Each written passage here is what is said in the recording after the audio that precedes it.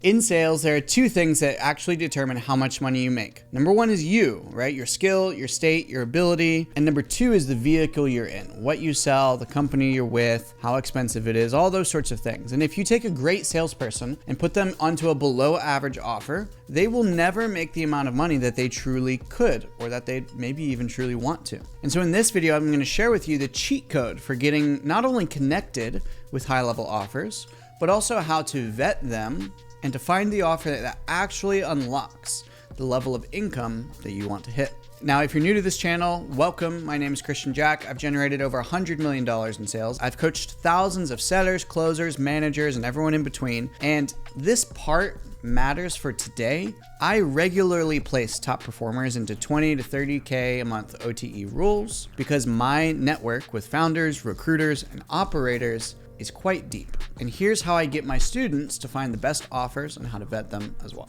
Now, there's going to be two parts to this video. Number one is how to find the offers, and then number two is how to vet them. So a few things to go through first when finding offers, right? Number one, just DM spraying 100 influencers for a dream role may have worked in 2019, 2020, but that era is completely over, right? The best offers don't even post publicly, right? They don't need to. They have 1 to 2 slots, and those get filled through referrals before a we're hiring post ever even hits your feed. And I might even go so far as to say that if you see a we're hiring post, stay away from that offer.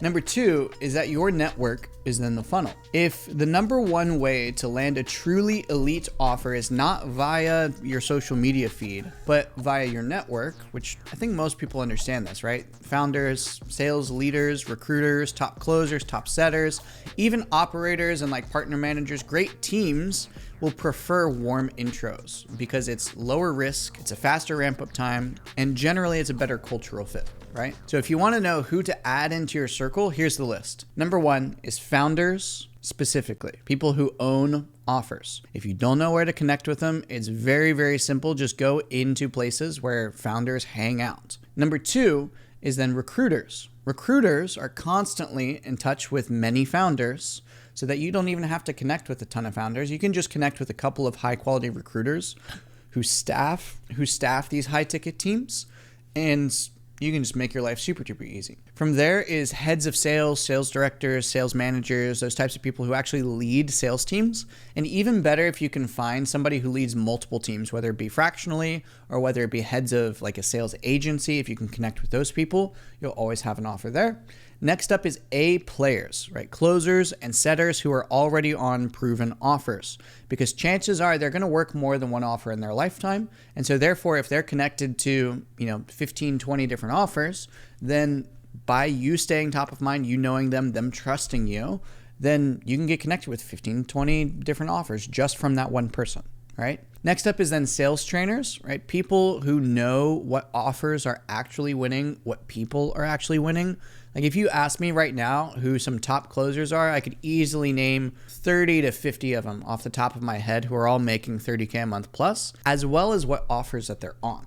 So like you may as well just ask a sales trainer.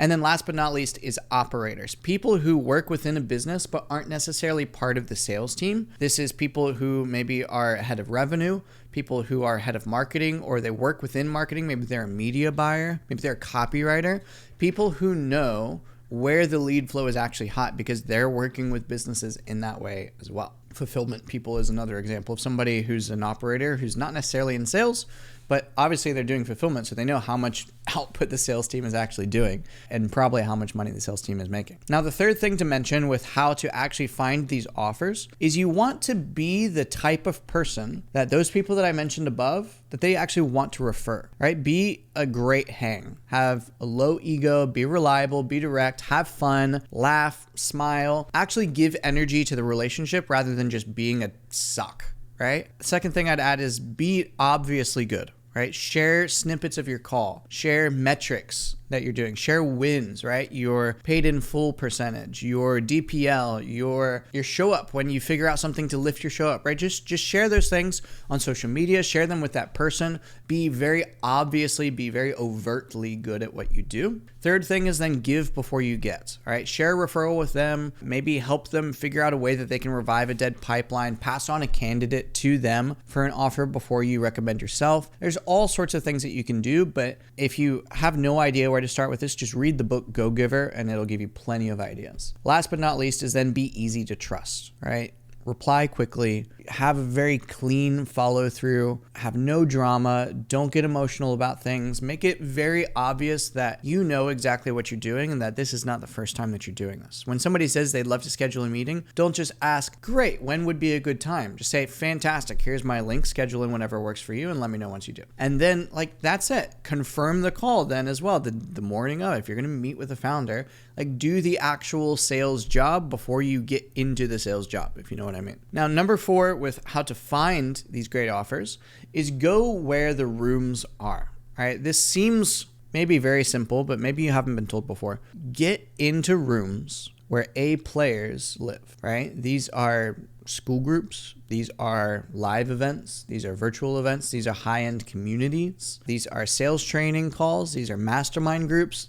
If you really want to take it to the next level, pay to be in the right rooms when it makes sense. Because the closer proximity that you have to these people, the more top of mind that you're going to be and the more referrals you're going to get. And last but not least, number 5 in how to find great high ticket offers is be ready to move. All right. This may seem counterintuitive. It's not necessarily about finding a role, but it's about when you are in one and you need to find another one because offers change, right? Let's be real. Lead flow can dip, accounts can get shut down.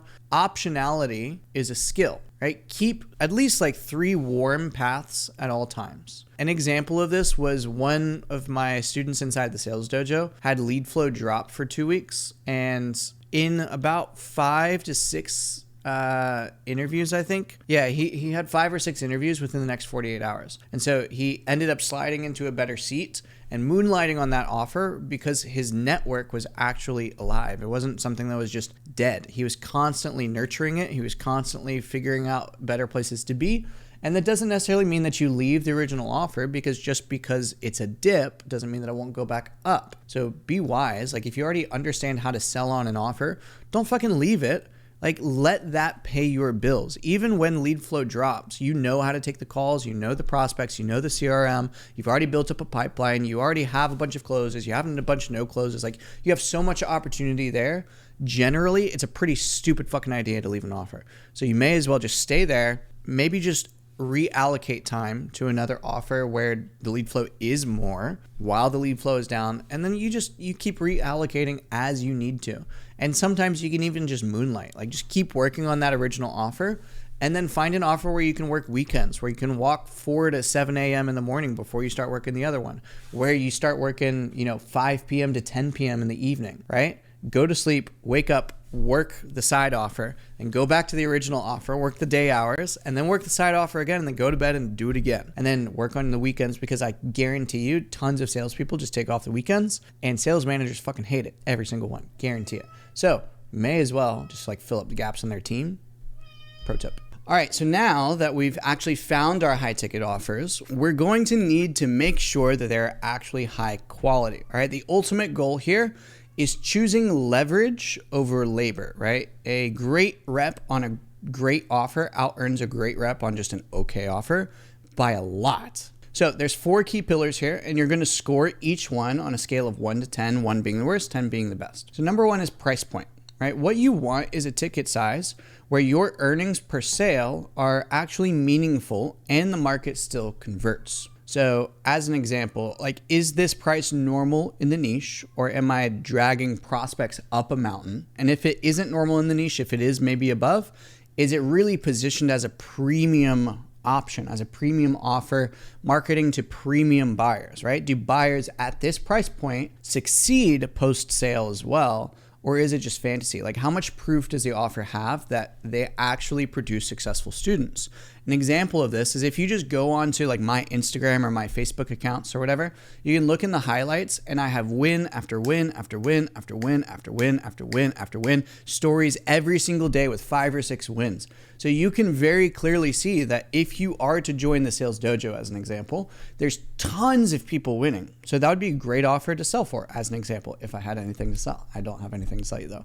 So anyway, look for wins. Some green flags to see are if you're looking through the wins and you see ROI, right? You see people saying, I was doing this and I made this much, or people, making more money, having better results, people actually getting a return on their investment, even if it's not a financial offer, even if it's more like a dating offer or maybe a marriage coaching offer or whatever it might be, right? More emotional sales.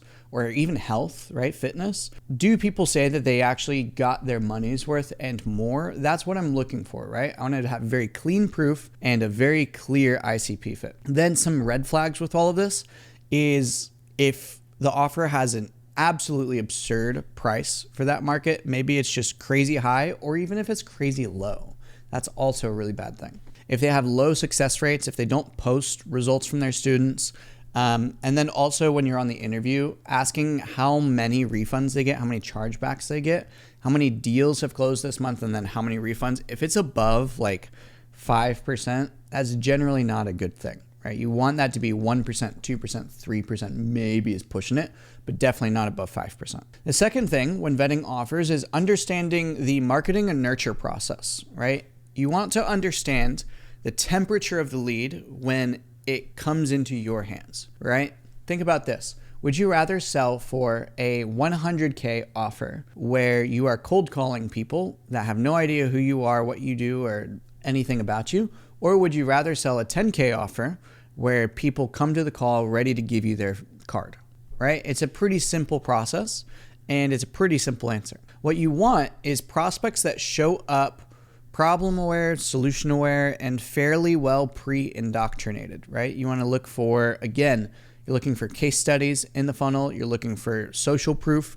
You're looking for email and SMS nurturing, retargeting ads. You're looking for pre-call materials, VSL, FAQs, docs, assessments that actually cut to the chase and actually explain what this is. For me, a total green flag is when prospects show up to the call, they're problem aware, they're solution aware, they understand exactly what this is and how it works, and really they just want to know how it can now work for them and maybe get a couple final questions answered. And people will generally come on the call saying, I've seen your results and I'm ready to step into it. That's fantastic.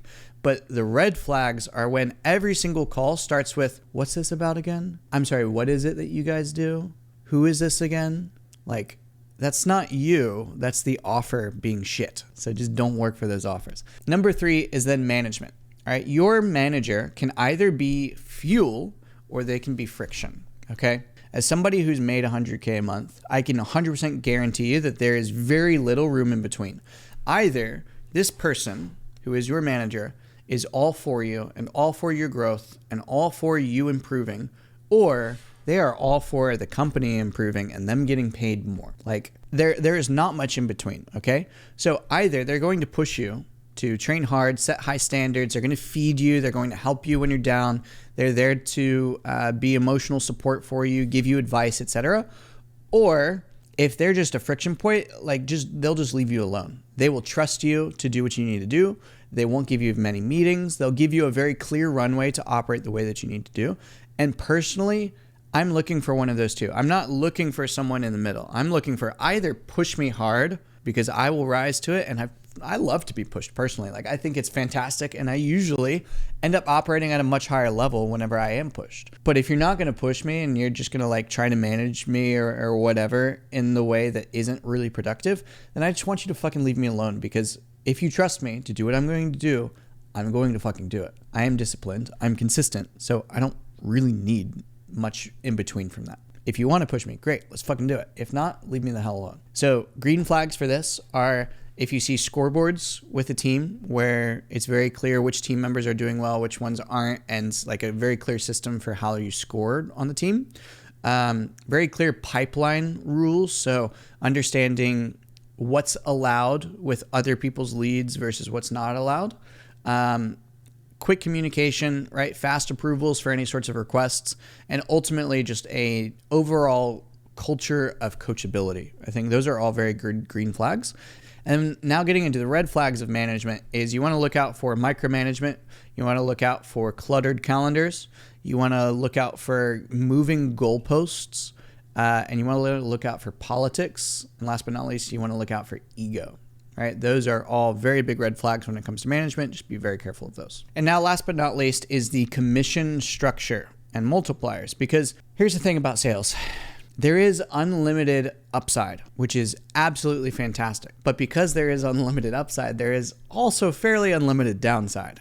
Like you can just make $0 in a month in sales, which is sometimes a little bit scary. And so what you can do is you can negotiate extra upside. Now there's a few different places that I always like to do this. Number one is just negotiating a higher commission, like your higher base commission on your core product. So maybe they're offering 10% when you come in. You can negotiate. Like there's nothing saying that they won't hire you if you ask for more. In fact, more often than not, if I ask for more, I'm more likely to get hired because they see that I actually want this and that I actually know what I'm worth. There's probably a reason that I'm asking for that percentage. And usually if you don't actually, you can set some things in place, but if you don't perform, then you won't get the higher percentage. And so there's really no downside for the offer as well. So just understanding how business works and negotiating, you'd be surprised how many managers actually respect that. So higher base commission, then tiered accelerators, right? So this is basically like maybe you get 12% commission to start, right? And then once you sell 10 units, then you get bumped to 13. Once you sell 20 units, then you get bumped to 14. Once you sell 30 units, then you get bumped to 15. Or maybe it's once you hit certain amounts of revenue closed. Or maybe it's when you hit a certain DPL. Maybe it's a certain cash collection ratio or the amount of PIFs versus not PIFs. There's so many different things that you can build into this. But again, more than anything, you just bringing this up to the sales manager is you showing the sales manager that you understand how business works and you're creative. You're not just some order taker. You are here to win. And if you're doing this with a sales manager, imagine how creative you're going to be able to be with prospects. That's a very good thing in the sales manager's mind. Next up then is self-gen or referral commissions, okay? If you generate your own leads, you should get extra commissions because now there's no marketing cost in order to attain that lead and close it. It's completely free. So I'm going to take that on as an extra commission. So if I maybe usually get 15% commissions, then if I get a self-generated lead that I actually get through and close, and I want an extra 10%. So that's 25% commissions. That's a big deal, right? That's a big difference. And if you can get through a lot of those and referrals and stuff, like you're going to be golden. You're going to make a lot of money. Maybe just one other one that I'd mention is a PIF incentive. You know, sometimes offers will give you incentive to close deals as a paid in full instead of a payment plan. So sometimes it's an extra $200. Sometimes it's an extra percentage, whatever it might be. And then one other thing that I'll share with this, because it's semi-related, is ACH bonuses. So if you get paid via a wire payment, then there's no processing fees for the credit card processing. And so usually offers are anywhere between like 3 to 5% processing fees. And so if you think about the sale, if you're selling something that's, you know, let's just say 10K for easy math, 3% of that is $300. 5% of that is $500. So maybe don't take the entire amount of that, but cut it in half. Say if I get a wire, then I'd like to get paid, you know, the half of the difference. So instead of you paying $500 to Stripe, you're going to pay me $250 and you're going to keep the other $250. How does that sound?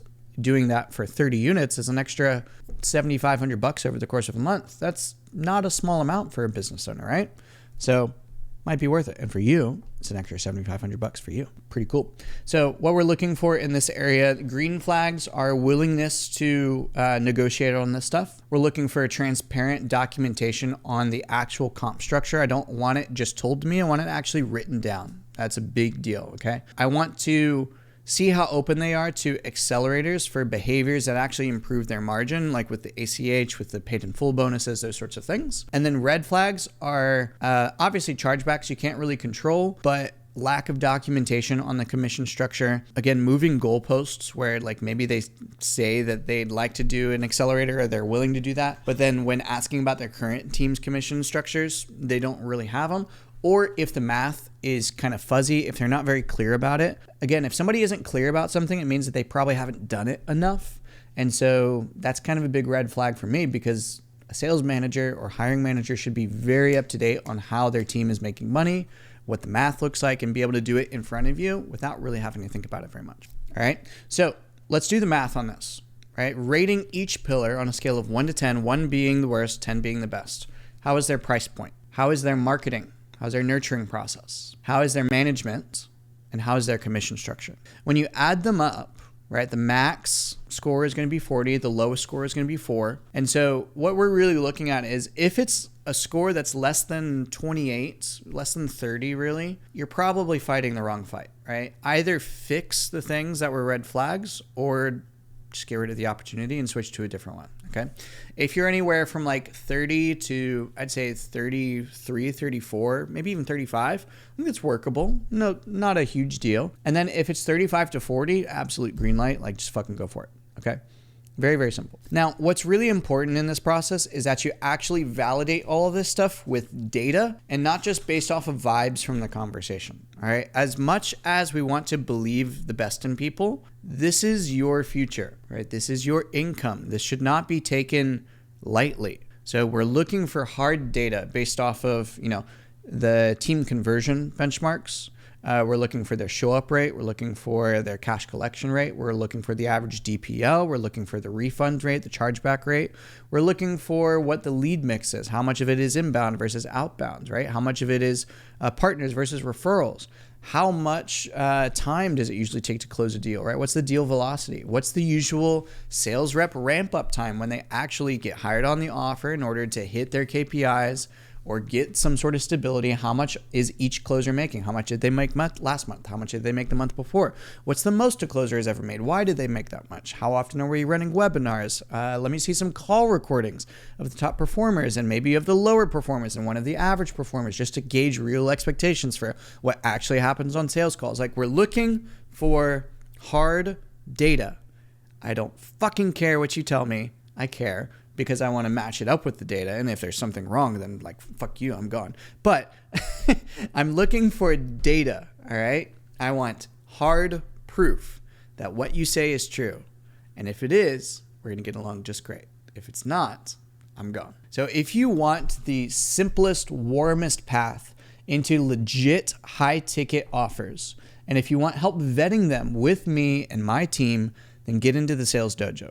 We've got the best offers, hiring the best salespeople, and we help place closers into real 10, 20, 30K a month OTE roles. You'll also get the frameworks, the scripts, and the live calls in order to sharpen your skill set quickly so you can make the most of those offers. So if you'd like that, hit the link down in the description below. It's the first one for a 7-day free trial. Come inside, meet the community, see the pipeline, and let's get you onto the right offer.